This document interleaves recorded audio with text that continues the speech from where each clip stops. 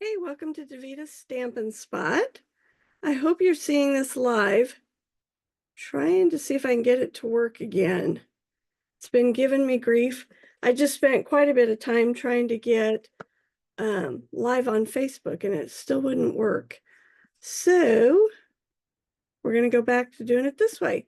I had a really fun project that the ladies liked at class on last week. And so I wanted to share that with you. So let me switch the camera around and we'll get started. You saw my messy room in the background. I still haven't cleaned up. This is a piece of white cardstock, and I used the Changing Leaves embossing folder. Isn't that gorgeous? We're going to use that. This piece is actually 4.5 by, or 4 1/4 by 5.5, and we're going to cut it down, and I'll show you why. And this is a piece of crushed curry that's 4 by 5 1/4. And then I have a white piece that's that same size, 4 by 5 1/4. And then our regular card base, that's 5.5 by 8.5. And I scored it at half. So when we had a team shoebox swap in July, my friend Diana brought this technique for everybody. And I just thought it was really fun. And I wanted to share it with you guys. So I'm grabbing some crushed curry, some pumpkin pie, a little bit of cherry cobbler, and I'm going to use a little bit of old olive, and I may throw in a little bit of Cajun craze. We'll see. And what I'm going to do is normally we would do stuff on the raised side. You can see the leaves are popped up, but we're going to do the debossed side. So it's the side that's down. I have a little tiny piece of black fuzz there. All right, so I'm going to start with my pumpkin pie. I'm using my glass mat so I can reuse my ink, and I'm going to color the inside of the leaves. And I'm not going to worry about getting outside the lines. Isn't going to matter. And I will show you why as we go. So we had a really fun time at class last week. We had to move it because I thought maybe I had the flu, but Kent and I decided it was food poisoning the week before. So they were gracious enough to wait and come a week later because I didn't want to share it if it was the flu. And like they said, they really didn't want me teaching the class if I wasn't feeling good either. You should have received my save the date email. I've got a lot of things coming up, and I'm probably going to add a couple more. All right, so fill that in with the red. Let's do just a little bit of green for those leaves that haven't changed color yet. You can see I didn't go off the edge first, and I got kind of a glob there. Color that leaf in just a little bit darker. The fun thing with this technique is that you can go outside the lines and it doesn't hurt. It doesn't cause a problem because we're going to cover it up. It was interesting when we did this. Friday, it was Teresa and Linda that were here. And Linda did hers lighter, which was per my advice. I told her, less is more. You can always add more, but you can't take it away. And then Teresa went with it darker. And it was interesting to see how different it looked by lighter and darker. So let's see here if we can add just a little more color. I think this is an awesome technique for the fall. I think fall leaves are always so fun to color. Let's see this.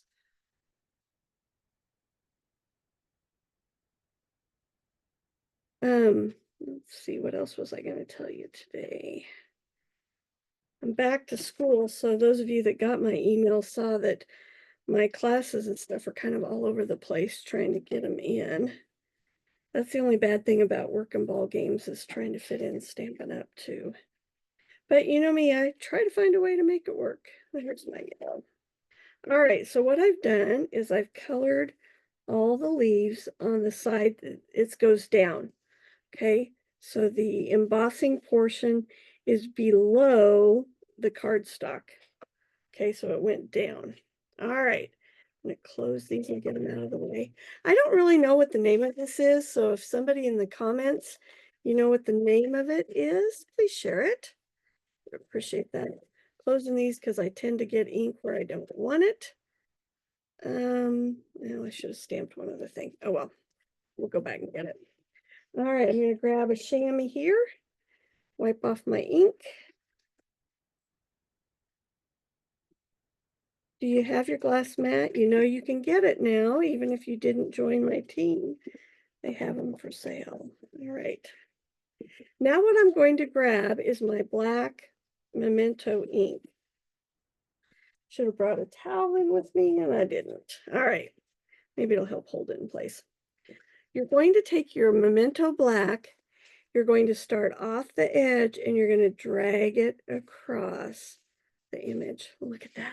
Isn't that cool? Look at that. And this is just very lightly. And this is what Linda did. She started real light and she just kept, she drug it just like that. So some of that color came through. Teresa, on the other hand, just kept going so that the black got darker and darker. And we decided that was kind of cool because it brought out the ink colors even more.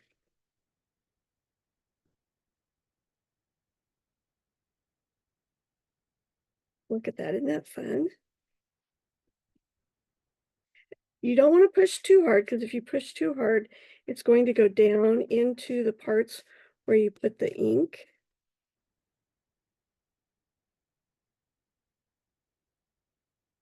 I guess you could always take a blending brush and kind of add some down there too. Of course, it's the amount of black you get is going to be dependent on how inked your black is as well. All right, now look at that.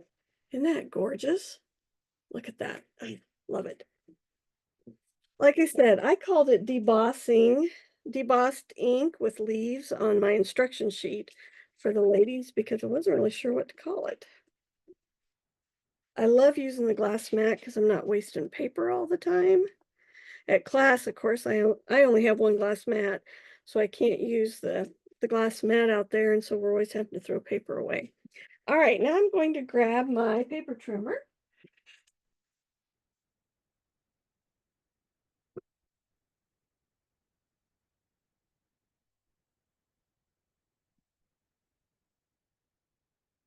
And I'm going to cut this down so that it's 3 3/4 by 5. Now, the reason I did it big and I'm cutting it down is because like right here doesn't look the best. So I'm going to get this part off. So I'm going to cut it down to 3 3/4. You can't see that. Let's see. So I'm going to go to 3 3/4. I did get it. All right, and then I'm going to cut this side down to 5. Now I did the long piece first, and I'm going to use this on the inside of the card. So this is a 1/2 inch.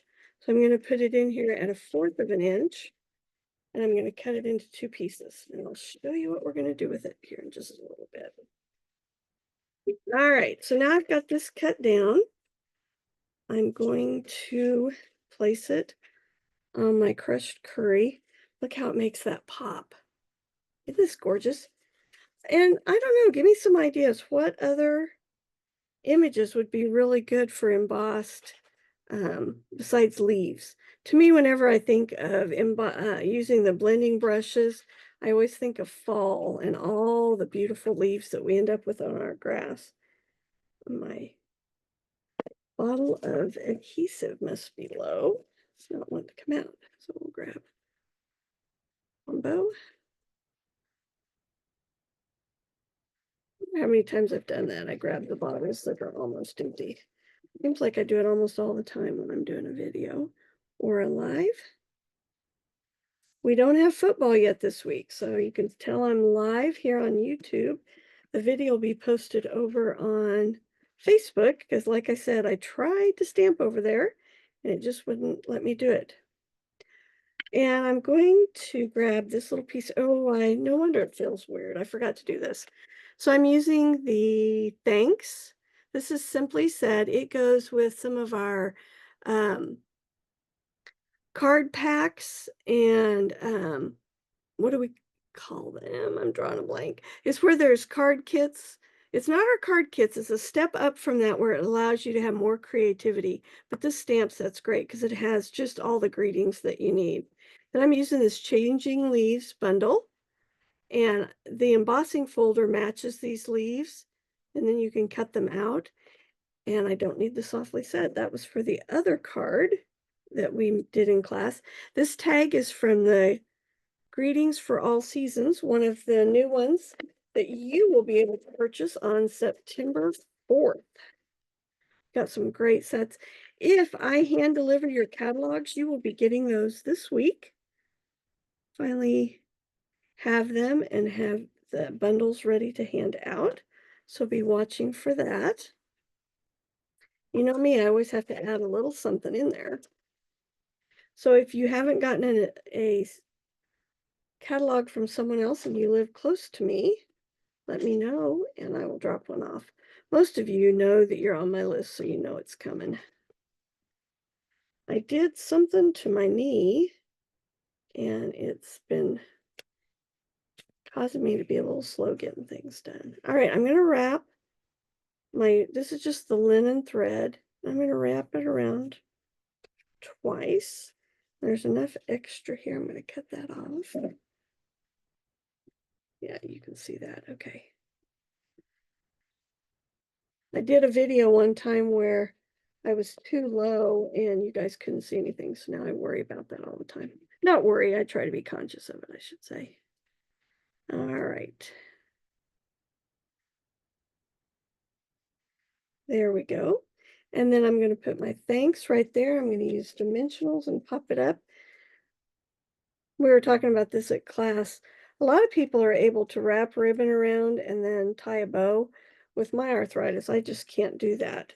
So I always cheat, and I'll show you how. So I wrapped my ribbon around. If you guys have been with me for any period of time, you already know this. I'm going to put my thanks right there, and then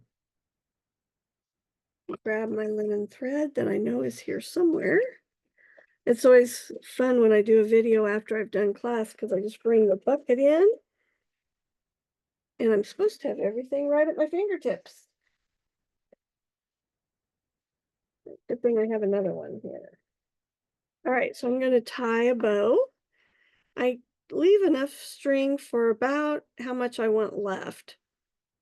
Then do your one bow, wrap it around like you're tying your shoes, pull it through. There's my bow. I know some of you have some very fun and creative ways to make your bows. You have bow makers and all kinds of stuff. And that helps people out too. We have to use what we need to do our crafting, don't we? All right, don't hop off yet. I've got a few projects I want to show you for upcoming classes. There we go. So there's that. Now we're going to put it on my card base.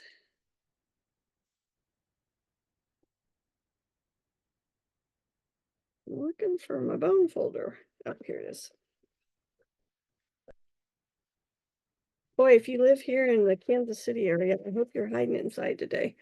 I told Ken it was so hot when I came out of school today, and I hadn't cracked the windows like I usually do. So hot in my car that the keys in the ignition were very, very hot to touch by the time I got home, just because the steering column was so hot. All right, so there's the front of the card. Got too much glue there. Here's the first one I did. Now look at the difference. See how it looks if you just gently swipe it across or if you add more black. I think both look good. So in the comments, let me know which do you like better, darker black or lighter black. All right, and then for the inside, let me show you my little trick that I did. I took these two pieces that I cut. I got adhesive on my fingers. I cut my paper crooked. All right, let's see if we can figure this out. Here we go. Like that. Isn't that fun? Just a little something different, and you're using your scraps. So I'll glue those down. like that. So it looks like this when you get it done. Fingers are all sticky, so I'm gonna have to wash them before I can finish that. But that's how the inside looks. I wasn't sure who this card was going to, what kind of thanks I wanted to put in there, so I just left it blank.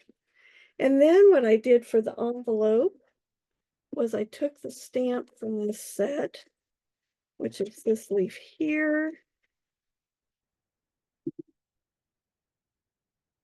Put it on a block. And I'm going to use my blending brushes.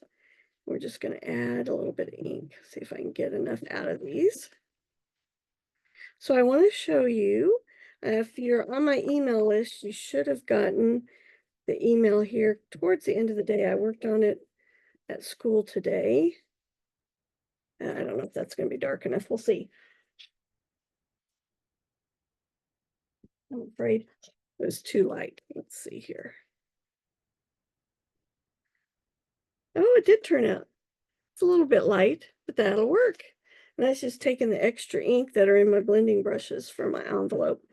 All right, so let me show you the cards that are going to be next week already, because it's going to be the first week of September. This is, I call it the quilt technique. We're going to do this. Then we're going to do some bleaching. This is actually the simple card. So we're going to bleach that piece. And then this one, I bleached it and then I sponged ink over the top of it to give it a really different look. So you can see here, there's just a little bit of the ink on the side there, and I left this really open. So we're going to play around with that. I think it's going to be really fun. So these are the cards for the technique class next week. It's actually 2 techniques. I don't think I've hardly ever done that before. And then let me show you this. This is a 8x8 frame. No, I lied. 6x6. Yeah, let's see. Nope, it is 8x8. So here's this 8x8 frame. This is using one of the wreath kit from our kit collection. And I was showing this to the ladies at the class on Friday, and they suggested putting a Bible verse or a quote where that butterfly is. So you'll find an email that went out today with all the details on this class. The first 5 that sign up are going to get a discounted price, and that's in the email. So I think that's it. I'm going to start the Christmas card buffet in September as well. I don't have all those cards designed yet, so I can't show those to you. So I'm going to switch around here. So I hope you enjoyed that technique. Please ignore my messy room. I'm cleaning out. It's kind of a challenge. I hope you enjoyed this, and I will see you next week. Actually, next week will be a video. I just realized because it's Labor Day. So there'll be a video that posts. But I hope you have an awesome week and a great Labor Day weekend.